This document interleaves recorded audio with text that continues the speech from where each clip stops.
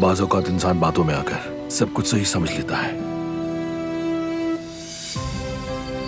एक बात कहूं, मेरी बात मानो बेटा। हर चीज उतनी आसान नहीं होती जितनी नजर आती है।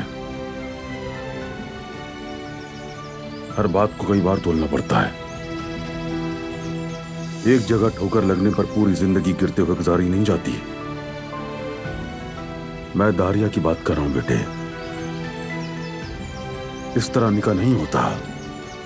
दिल ना हो तो इंसान से बाजार से कुछ नहीं लिया जाता, निकाह तो दूर की बात है। लेकिन चाचा, मैं एक बात जरूर कहूंगा। अब बेशक ये शादी हो या फिर ना हो, मुझे बिल्कुल भी कोई परवाह नहीं। ऐसी बात नहीं करते। जिंदगी में सबसे अहम फैसला यही है कि तुम किससे शादी करोगे। रही दूसरी बात, तो भी ठंडे दिमाग से सोचो। कोई फैसला करना पड़ेगा। शादी का दिन ज्यादा दूर नहीं है।